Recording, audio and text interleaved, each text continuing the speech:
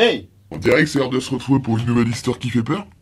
Allez, c'est parti. Ce soir, nouvelle histoire qui va bien te faire flipper et qui, j'espère, t'empêchera de dormir cette nuit. Ouais, j'avoue, c'est un peu sadique, mais ça me fait quand même plaisir. Avant de commencer l'histoire, comme d'habitude, le petit speech qui casse les couilles à tous les abonnés, mais qui peut me faire plaisir à moi, forcément. Si t'es nouveau sur cette chaîne, que tu me découvres, que tu sais pas qui je suis, tu te dis, mais qui est ce mec? Qui est ce personnage? Pourquoi il s'est écrit sur le visage? Qu'il est con, mais qu'il est con. Quoi, il se filme?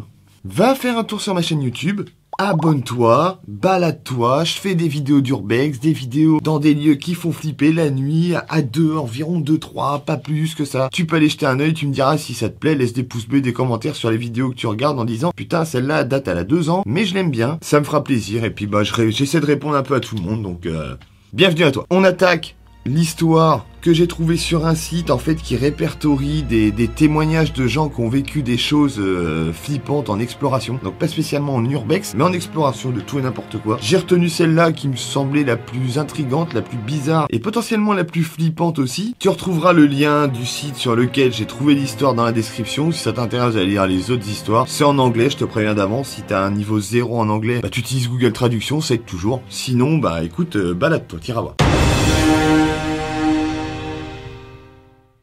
Vous avez sûrement déjà vu des sorties d'égouts. Vous savez, les gros tuyaux qui sortent de la terre et qui rejettent les eaux usées, en fait. On en voit un peu partout. Cette histoire ne se passe pas en France, mais c'est pareil là-bas. Et cette fille qui raconte l'histoire, qui n'a pas donné son nom, pour que ce soit plus simple au fil de l'histoire, on va l'appeler Marjorie. Me demande pas pourquoi j'ai choisi ce prénom, mais ce sera Marjorie. Donc Marjorie explique qu'elle est passionnée, avec son copain, d'exploration de tuyaux d'égout. C'est très bizarre, mais bon, il y en a qui aiment bien jouer aux petits chevaux, il y en a qui visitent les égouts, il y en a qui font de l'urbex, il faut tout pour faire un monde, ne jugeons pas. Et un jour, alors qu'ils étaient en balade dans une forêt avec un ami, donc cet ami qu'on appellera Max, donc je récapitule un peu pour que tu te resitues bien où on en est. Marjorie, son copain et Max, tous les trois en balade dans une forêt. Et là ils tombent sur justement une sortie d'égout en fait. Elle explique donc que l'entrée du tuyau se trouve au niveau d'une colline. Donc on voit très bien que le tuyau entre dans la colline en fait à l'intérieur. Et du coup ils se disent on est dans la forêt, on est trois passionnés plus ou moins parce que Max je sais pas réellement si c'est sa passion. Mais Marjorie et son copain adorent explorer les égouts. Il y a un tuyau qui s'offre à eux en pleine forêt. Allons visiter l'intérieur de la colline parce que ça doit traverser sûrement la colline. Donc il commence à ramper à l'intérieur et il parcourt déjà 600 pieds en rampant à 4 pattes. Donc 600 pieds, je suis allé voir sur Google parce que je sais pas ce que ça représentait non plus. Ça équivaut à peu près à 180 mètres. 180 mètres en rampant dans un tuyau, c'est déjà pas mal, je le ferai pas, je vous rassure. Donc ils sont à 4 pattes en train de ramper dans le tuyau et Marjorie explique même que parfois ils sont obligés de s'allonger carrément à plat ventre pour pouvoir passer tellement le tuyau se resserre. Je déteste entrer dans les lieux comme ça, je suis placo.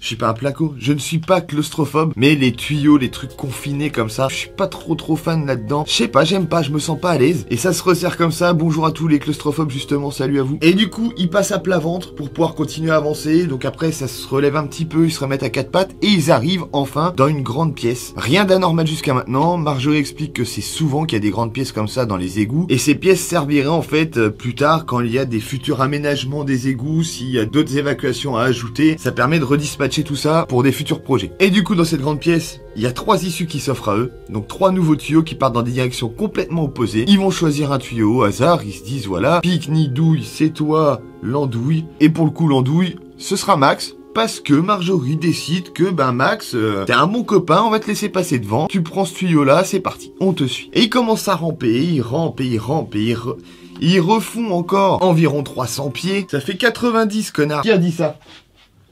Qui a dit connard?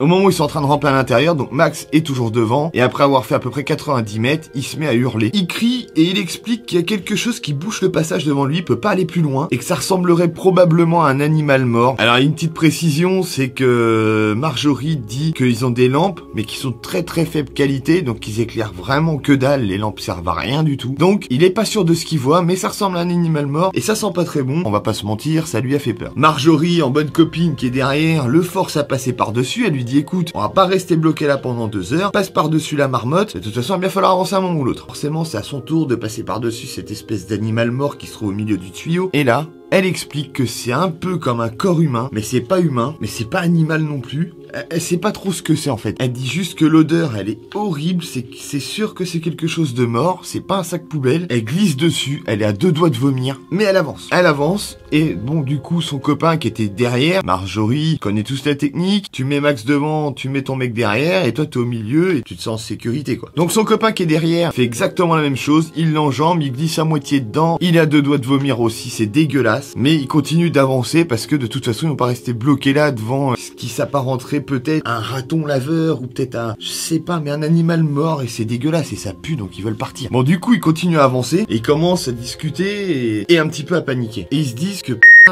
pourquoi ils ont eu cette idée de rentrer là-dedans, que c'était vraiment pas une bonne idée, qu'ils auraient jamais dû entrer dans ce tuyau, c'est dégueulasse, c'est pas du tout joli, y a rien d'intéressant, et ils remettent peut-être presque en question la passion qu'ils ont pour l'exploration des égouts. Je me demande même s'il y a des questions à se poser sur cette passion-là, mais bon, après... chacun fait ce qu'il veut, mais... Ils continuent de ramper en discutant et en se disant qu'ils sont pas à l'aise du tout, que ça se passe pas bien du tout. Et Max, qui est toujours devant, commence à se sentir de plus en plus mal. Il a de plus en plus envie de vomir. Il est pas bien. Et il explique qu'il y a une odeur qui est encore plus forte que celle de tout à l'heure. Et vraiment, là, c'est insupportable. Donc, vu qu'il va pas bien du tout, et que c'est des amis quand même si Marjorie...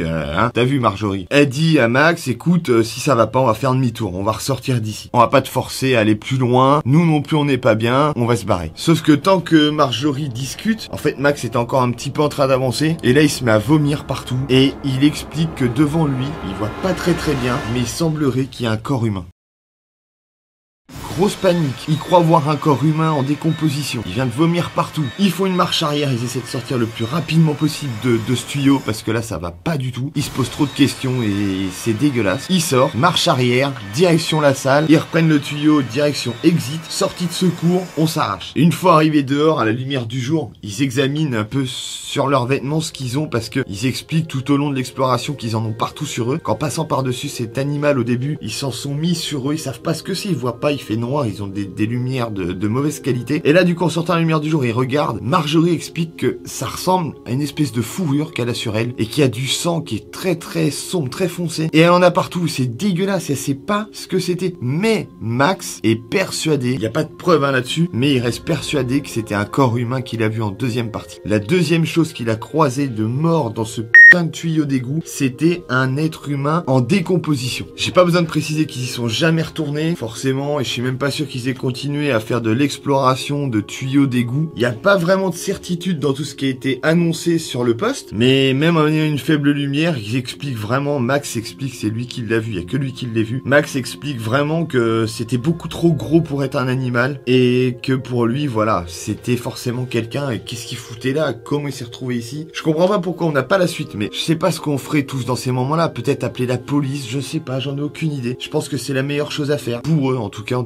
Là, c'était la meilleure chose à faire. On a tous envie d'éviter ce genre de situation, donc c'est pour ça déjà que j'irai pas dans les tuyaux d'égout. Bon, c'est clair et net, je vais me contenter de mes urbex, qui sont déjà suffisamment palpitants comme ça, tu vois. Ça me va très bien. J'espère que ce petit format très court vous a plu. C'est une toute petite histoire que j'avais trouvée il y a un petit moment déjà et que j'avais trouvé folle, parce que c'est des trucs qu'on n'entend pas aux infos, on n'en entend pas parler de ça. Peut-être après chez eux, c'était pas en France, donc... Mais en tout cas, ouais, je trouvais ça dingue de se dire, voilà, il y a des gens qui sont déjà assez fous pour rentrer dans les tuyaux d'égout et visiter, ce qui n'est pas mon cas, et de pouvoir tomber comme ça sur soit des animaux morts ou peut-être plus comme là, c'est dingue. En tout cas, j'espère que cette petite vidéo t'a plu dans son intégralité, dans cette façon de raconter. Si c'est le cas, bah comme d'habitude, un pouce bleu et un commentaire et tu m'expliques ce que t'as aimé. Puis voilà, j'en ferai peut-être d'autres, j'ai plein de petites histoires comme ça qui ont été racontées sur internet par des gens en exploration ou autre d'ailleurs, pas forcément d'exploration mais plein de trucs. Donc si tu veux que j'en remette, et ben hésite pas à me le dire en commentaire. C'est très rapide à tourner, je pourrais en refaire plein. Je répète ce que j'ai dit au début, si t'es nouveau sur la chaîne YouTube et que tu ne me connais pas, enchanté encore une fois.